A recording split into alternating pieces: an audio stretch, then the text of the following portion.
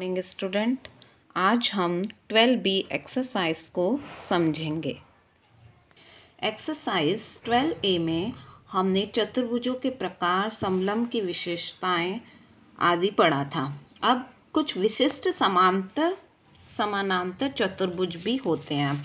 जैसे पहला है समचतुर्भुज, एक विशिष्ट समांतर चतुर्भुज जिसकी सभी चारों भुजाएं समान होती हैं, समचतुर्भुज कहलाता है। आयत, इसके बारे में आप पहले से ही जानते हैं।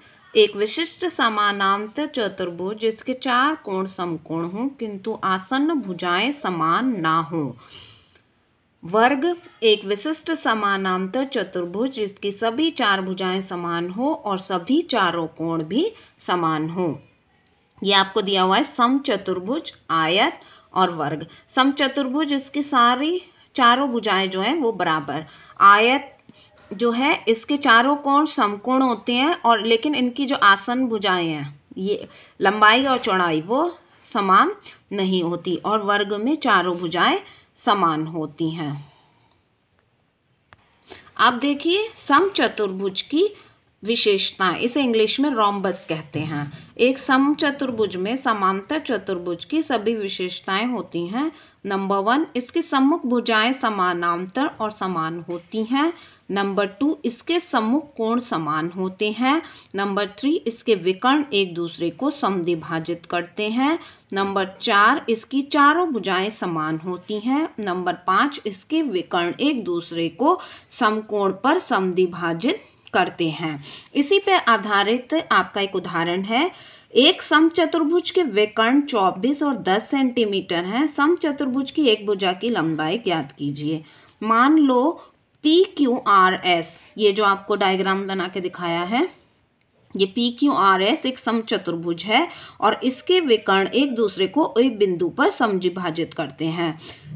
कोण POQ में जो QO है वो 90 डिग्री है, क्योंकि अभी हमने पढ़ा कि जो विकर्ण होते हैं वो एक दूसरे को समकोण पर समद्विभाजित करते हैं।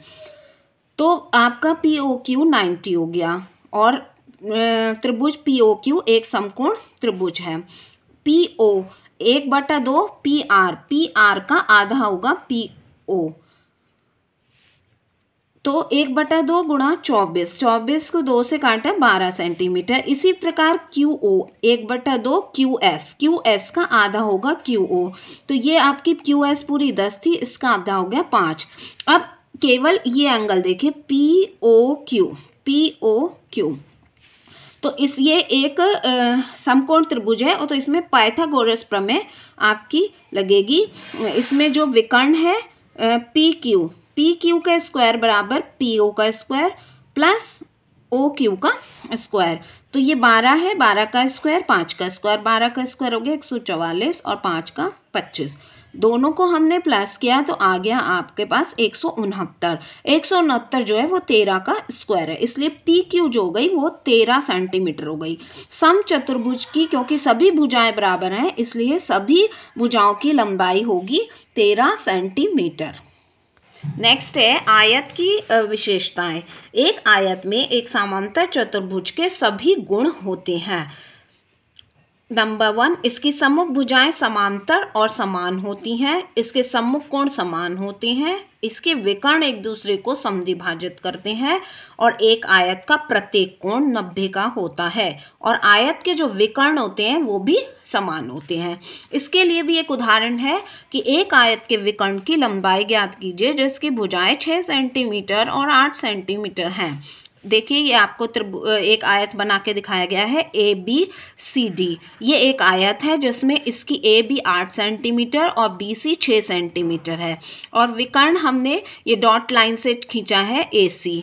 इसमें एंगल B जो है वो 90 है। एक कोण आपका ये बन गया है त्रिभुज। तो कोण ABC में देखिए ये पाइथागोरस, क्योंकि ये 90 है तो इसमें ही पाइथागोरस प्रमेय अप्लाई होगी। तो AC is equal to AB का स्क्वायर प्लस BC का स्क्वायर। आपका AB है 8 का स्क्वायर 64, 6 का स्क्वायर 36, दोनों को प्लस किया आगे 100 जो है वो 10 का स्क्वायर है, इसलिए AC की जो लंबाई है वो हो गई आपकी 10 सेंटीमीटर। इसलिए विकर्ण की जो लंबाई है वो 10 सेंटीमीटर है। इसी प्रकार वर्ग की भी कुछ विशेषताएं होती हैं। एक वर्ग में समांतर चतुर्भुज के सभी गुण होते हैं। नंबर 1, इसकी सम्मुख भुजाएं समांतर और समान होती हैं। नंबर 2, इसके सम्मुख कोण समान होते हैं। नंबर 3, इसके विकर्ण परस्पर समद्विभाजित करते हैं। नंबर 4, वर्ग का प्रत्येक कोण 90 डिग्री का होता है। नंबर 5, वर्ग का सभी भुजाएं समान होती हैं। नंबर 6, वर्ग के विकर्ण समान और परस्पर लंब होते हैं। ये सभी जो विशेषताएं हैं ये वर्ग की हैं।